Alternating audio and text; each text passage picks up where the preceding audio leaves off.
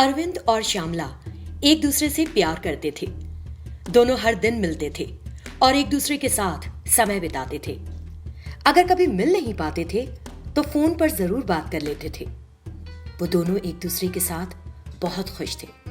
एक दिन अरविंद ने श्यामला को फोन किया, लेकिन उसका फोन स्विच ऑफ था। अरविंद ने कई बार उसका नंबर डायल किया। फिर उसने मन में सोचा, श्यामला को क्या हुआ? उसका फोन 2 दिनों से स्विच ऑफ है। मुझे बहुत फिक्र हो रही है। अरविंद काफी परेशान हो गया। 2 दिन बाद अचानक अरविंद के पास श्यामला का कॉल आया। क्या हुआ श्यामला? तुमने अपना फोन स्विच ऑफ कर रखा था। तुमको पता है मैं कितना परेशान था। I am so sorry Arvind, मैं सब कुछ बताऊंगी, लेकिन फोन पर नहीं। क्या तुम प्यार कर सकते हो? मैं फौरन आ रहा हूं। अरविंद तुरंत पार्क की तरफ बढ़ गया। श्यामला पहले से ही वहां बैठी थी। अरविंद को देखकर श्यामला रोने लगी। तुम जानते हो मैं कितने बड़े हादसे से बच गई। रो मत श्यामला, क्या हो गया था बताओ। 2 दिन पहले जब मैं घर लौट रही थी, एक कार अचानक मेरी ओर आई। मुझे लगा कि उसने मुझे टक्कर मारी और मैं बेहोश हो गई। मुझे नहीं पता कि फिर क्या हुआ। 2 दिनों बाद जब मुझे होश आया तब मैं घर पर थी। मुझे ये समझने में कुछ घंटे लग गए कि क्या हुआ था। तुरंत मैंने अपना फोन लिया और तुम्हें कॉल करने की कोशिश की, लेकिन बैटरी जा चुकी थी और फोन स्विच ऑफ था। तुरंत मैंने उसे थोड़ी देर के लिए चार्ज किया और तुमको कॉल किया। ओह गॉड, तुम इस दुर्घटना को भूल जाओ। भगवान ने तुम्हें मुझसे दूर नहीं किया। मैं बहुत खुश हूं कि तुम्हें कुछ नहीं हुआ। मुझे भी ऐसा ही लगा। श्यामला, पता नहीं क्यों, लेकिन आज तुम बहुत अलग लग रही हो। खास तौर पर तुम्हारी आंखें ये पहले जैसी नहीं लग रही, लेकिन बहुत स्पेशल और बहुत सुंदर लग रही हैं। वे एक दूसरे से बातें करने लगे।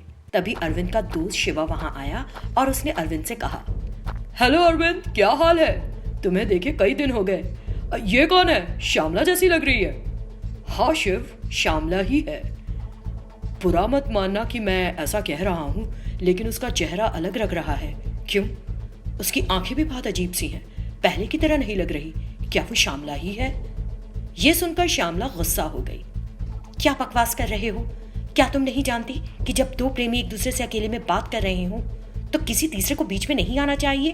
और तुम कह रहे हो कि मैं श्यामला नहीं हूं? अजीब इंसान हो। श्यामला गुस्से से चिल्लाई और वहां से चली गई। ये क्या है शिव? क्या तुम नहीं जानते क्या बोलना है क्या नहीं? देखा ना, वो नाराज होकर चली गई।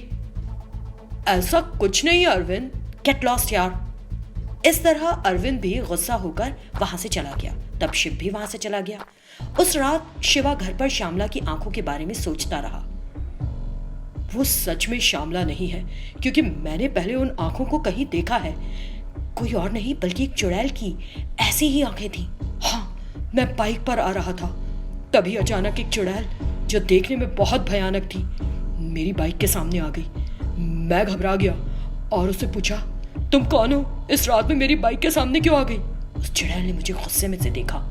मैं उसकी आंखों को जिस तरह से उसने मुझे देखा था कभी नहीं भूलूंगा। मैं बेहद डर गया था। तुम मुझे बहुत पसंद हो। मैं एक अकेली औरत हूँ। क्या तुम मुझसे शादी करोगे? मैं एक शादीशुदा आदमी हूँ, मुझे माफ कर देना। इस तरह मैंने झूठ कहा और उससे डरते हुए घर लौट आया। अब मुझे श्यामला की आंखें बिल्कुल वैसी ही लगी। जब वो ये सब सोच रहा था तो श्यामला वहां आ गई। शिव बहुत घबरा गया। श्यामला, इतनी रात को तुम यहाँ कैसे? सच बताओ, तुम श्यामला नहीं हो ना?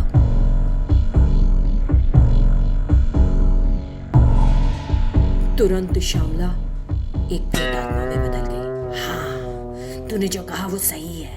मैं श्यामला नहीं हूँ। फिर तुम कौन हो? तुम श्यामला के शरीर को क्यों वश में की हुई हो?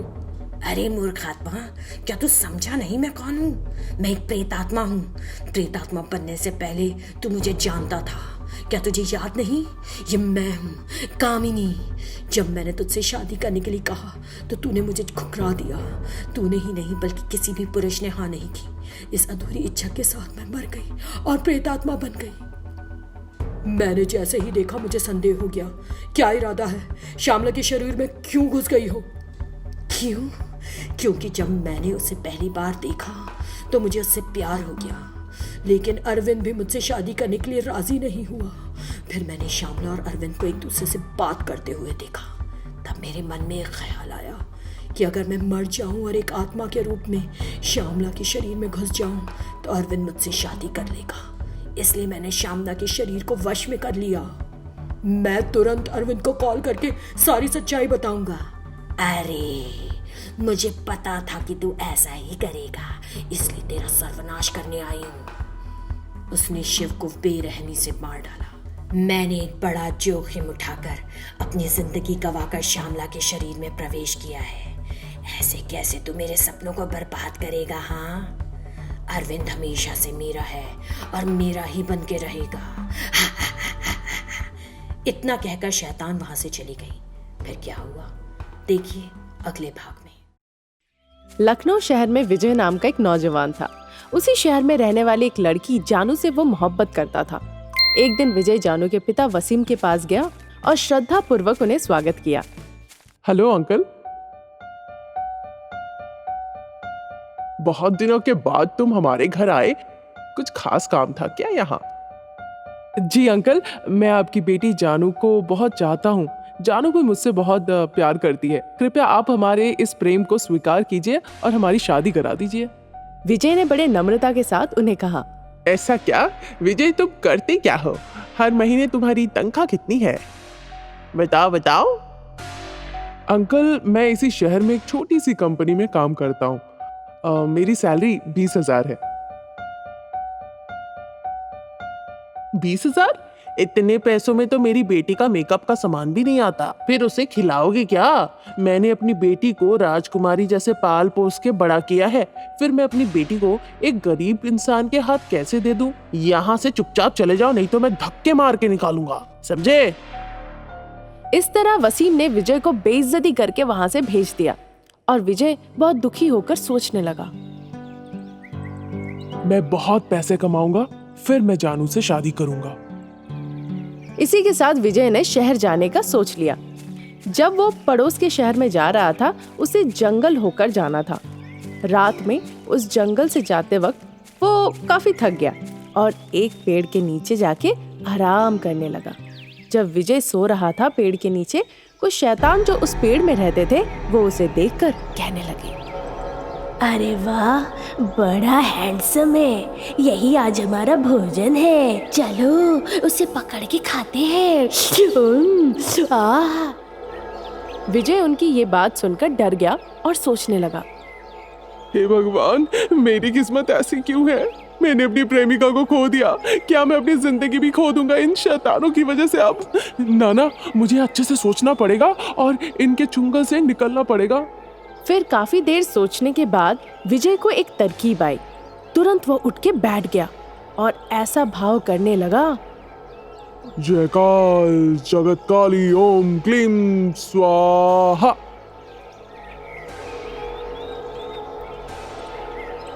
इस तरह वो जोर जोर से मंत्र पढ़ने लगा।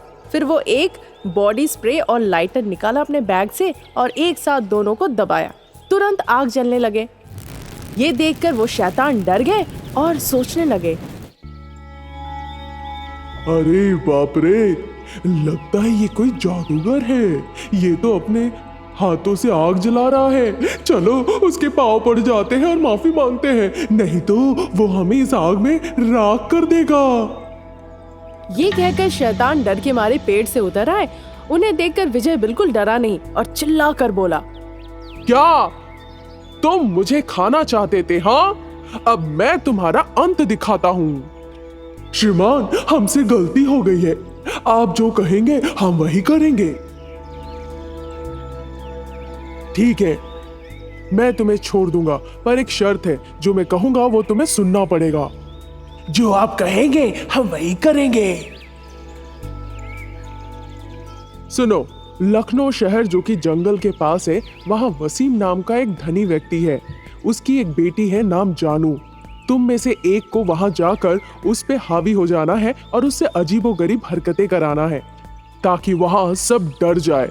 फिर मैं वहां जाऊंगा और उसके कान में जयकाल जगत काली ओम क्लीं स्वाहा कहूंगा। तुरंत तुम उसे छोड़ के चले जाना। ठीक है श्रीमान, पूरी बात हम समझ गए। फिर उनमें से एक शैतान वसीम के घर गया और जानू के ऊपर हावी हो गया, जो कि अपने कमरे में सो रही थी। तुरंत जानू, जिस पे शैतान हावी हो गया था, वो नींद से जग के सारे सामानों को फेंकने लगी चिल्ला चिल्ला के। क्या कर रही हो जानू? तुम इस तरह सारे सामानों को क्यों फेंक रही हो? ओए वसीम, मैं तुम्हारी बेटी नहीं हूँ, मैं एक शैतान हूँ। 10 मुर्गियाँ और 5 बकरियाँ दे दो मुझे, नहीं तो अभी के अभी तुम्हारा अंत यही होगा।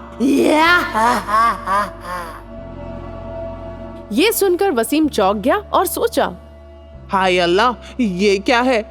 शैतान कैसे मेरी बेटी पे हावी हो गया?